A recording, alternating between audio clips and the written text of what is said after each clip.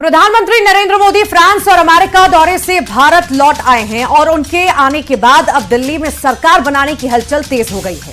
नई सरकार के गठन के लिए बैठकों का दौर जारी है। शुक्रवार को दिल्ली बीजेपी की बड़ी बैठक हुई, जिसमें बीएल संतोष, वीरेंद्र सचदेवा, हर्ष मल्होत्रा, पवन राणा, कमलजीत सरावत और अतुल गर्ग शामिल हुए हैं। बीजेपी ने बताया कि अभी बीजेपी के कार्यकर्ता और चुने हुए विधायक दिल्ली की जनता का धन्यवाद कर रहे हैं और अपने अपने क्षेत्र में लोगों से मिल भी रहे हैं। पीएम मोदी के आने के बाद पहले पर्यवेक्षक के नाम तय होंगे और उसके बाद विधायक दल की बैठक होगी, जिसमें विधायक दल के नेता को चुना जाएगा।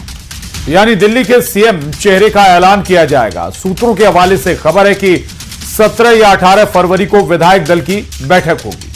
सीएम के नाम का ऐलान होगा और सूत्रों के मुताबिक 19 फरवरी को दिल्ली में शपथ ग्रहण समारोह हो सकता है। यानी 19 फरवरी तक सरकार के गठन की प्रक्रिया पूरी कर ली जाएगी। सूत्रों के मुताबिक इसके लिए पहले से होमवर्क किया जा चुका है और सिर्फ शीर्ष नेतृत्व को फैसला लेना है। यह भी जानकारी है कि 15 विधायकों की एक लिस्ट तैयार है, जिसमें 9 नाम छांटकर मुख्यमंत्री, मंत्री और स्पीकर का नाम तय किया जाएगा।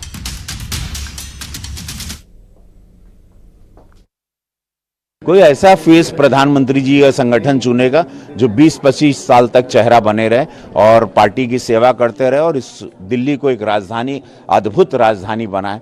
तो ऐसा ही कोई व्यक्ति होगा। कोई भी कार्यकर्ता हो सकता है, पहली बार का विधायक हो, कोई भी, यही तो भाजपा की सुंदरता है। लेकिन जो भी व्यक्ति होगा, वो महिला या पुरुष, हमारी पार्टी इसको ऐसे चुनेगी ताकि वो यहाँ पर एक ऐतिहासिक काम करके जाए प्रधानमंत्री जी के नेतृत्व में और रहे। प्रधानमंत्री जी वापस आ गए हैं और ये काम जो करना है मुख्यमंत्री तय जिन्होंने करना है, या तो हमारे पार्लियामेंट्री बोर्ड करता है, प्रधानमंत्री जी करते हैं और हमारा शीर्ष नेतृत्व करता है भारतीय जनता पार्टी का। वो जब बैठेंगे, ये चर्चा होगी, विधायक दल से भी बात की जाएगी। जब प्रेक्षक नियुक्त होंगे तो निश्चित तौर के ऊपर एक नाम सामने आएगा और बहुत जल्दी आपको बता दिया जाएगा। कयास आप लगाते रहिए, लेकिन निश्चित तौर के ऊपर एक ऐसा मुख्यमंत्री दिल्ली को मिलने वाला है जो तेज रफ्तार से डबल इंजन की सरकार को गति देगा, दिल्ली के अंदर विकास करेगा। और एमपी में अब शराब महंगी होगी। सरकार ने नई आबकारी पॉलिसी जारी कर दी है। प्रदेश में अब बिना पीओएस मशीन के शराब नहीं मिलेगी। धार्मिक क्षेत्र में शराबबंदी के बाद दूसरे जगह दुकान खोलने का फैसला भी सरकार की ओर से लिया गया है। इसके साथ ही बंद हो चुकी दुकानों की भरपाई के लिए शराब महंगी होगी।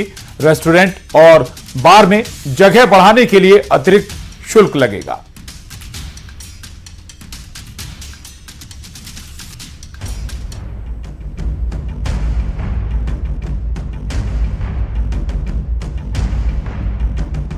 एमपी में शराब के शौकीनों के लिए अच्छी खबर नहीं है। अब जाम छलकाने के लिए उन्हें अपनी जेब और ज्यादा ढीली करनी पड़ेगी। एमपी सरकार ने नई आबकारी पॉलिसी जारी कर दी है। प्रदेश के 19 धार्मिक क्षेत्रों में शराब दुकानों को 1 अप्रैल से बंद किया जाएगा और राजस्व की भरपाई के लिए शराब को महंगा किया जाएगा। नई आबकारी पॉलिसी के तहत अब प्रदेश में बिना पीओएस मशीन के शराब नहीं मिलेगी। पीओएस के बिना शराब बिक्री पर दुकान संचालकों पर जुर्माना लगाया जाएगा। नई आबकारी नीति में और क्या प्रावधान है, आइए जानते हैं। नई आबकारी पॉलिसी, बिना पीओएस नहीं बिकेगी शराब। पीओएस के बिना शराब बिक्री पर जुर्माना। धार्मिक क्षेत्रों में 1 अप्रैल से शराब दुकान बंद। धार्मिक क्षेत्र में शराबबंदी, दूसरी जगह खुलेंगी दुकान। आय की भरपाई के लिए महंगी होगी शराब। बार में फ्लोर एरिया बढ़ाने की सहमति। फ्लोर एरिया बढ़ाने के लिए देना होगा अतिरिक्त शुल्क। कमर्शियल आयोजनों के लिए लाइसेंस फीस। ठेकेदारों को ई बैंक गारंटी के रूप में मिलेगी बैंक गारंटी। नई शराब नीति पर सियासत भी शुरू हो गई है। कांग्रेस सवाल खड़े कर रही है तो बीजेपी ने भी पलटवार किया है। कहा है कि कांग्रेस के समय घर घर शराब पहुंचाने की नीति थी। देखिए, ये शराब कांड में जो है श्री केजरीवाल जी चले गए हैं। इसी रास्ते पे मध्य प्रदेश की नीति चल रही है। आपने कहीं ऐसी नीति सुनी है कि धार्मिक शहरों में आबकारी नीति में जो है बिक्री पर तो बंदिश है, खरीदने पर कोई बंदिश नहीं है। दूर से खरीद के लाके आप जो है उस शहर में शराब पी सकते हो। देखिए, मध्य प्रदेश में कांग्रेस पार्टी और कांग्रेस की सरकारें सदैव शराब माफिया के साथ रही है और 15 महीने की सरकार के दौरान घर घर शराब पहुंचाने की, होम डिलीवरी करवाने की व्यवस्था कांग्रेस ने कर दी थी। ऐसे में भारतीय जनता पार्टी सरकार जहां धार्मिक स्थलों से शराबबंदी प्रारंभ कर चुकी है, साथ ही आबकारी नीति में परिवर्तन कर रही है। प्रदेश में 20 साल में शराब की दुकानें 37% बढ़ी हैं। धार्मिक क्षेत्रों में शराबबंदी के बाद अब सरकार नई पॉलिसी लेकर आई है। इसमें शराब महंगा करने से लेकर पीओएस के जरिए शराब बिक्री के प्रावधान है। नई नीति पर सियासत भी शुरू हो गई है। Bureau report, news 18।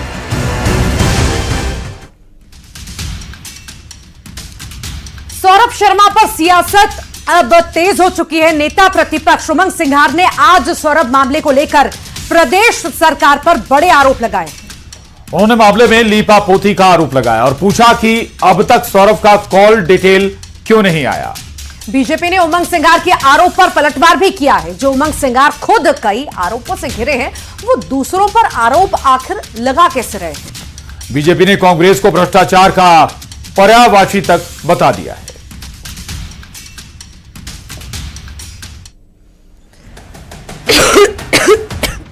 परिवहन विभाग के पूर्व कांस्टेबल सौरभ शर्मा की गिरफ्तारी हो चुकी है। जांच एजेंसियां मामले की पड़ताल में जुटी है। इधर सौरभ पर सियासत गरमाई हुई है। कांग्रेस इस मामले में लगातार सवाल उठा रही है। अब नेता प्रतिपक्ष उमंग सिंघार ने मामले में प्रेस कॉन्फ्रेंस कर बड़े आरोप लगाए हैं। उन्होंने आरोप लगाया कि सौरभ शर्मा मामले में जांच के नाम पर लीपापोती की जा रही है। सौरभ शर्मा को सिर्फ पकड़ा गया और जांच पे लीपापोती की जा रही है। जो डायरिया मिली, जो कागज मिले, जो बयान दिए, उनसे जितने भी आपने आज तक पूछताछ क्यों नहीं करी। उमंग सिंघार ने यह भी पूछा है कि सौरभ शर्मा की कॉल डिटेल आखिर अब तक क्यों नहीं आई। आखिर ये किससे बचाने की कोशिश हो रही है। फोन कॉल की डिटेल अभी तक सामने ही नहीं आई। ऐसा क्या है फोन सौरभ शर्मा के फोन के अंदर कि ऐसे किसको कॉल करता था, किसका रैकेट था, कौन मंत्री चलाते थे। नेता प्रतिपक्ष के आरोपों पर बीजेपी ने करारा पलटवार किया। आरोपों का जवाब देने के लिए बीजेपी ने प्रेस कॉन्फ्रेंस की। सिंघार के आरोपों को हास्यास्पद बताया। कहा कि जो उमंग सिंघार खुद कई आरोपों से घिरे हैं, वो दूसरों पर आरोप लगा रहे हैं।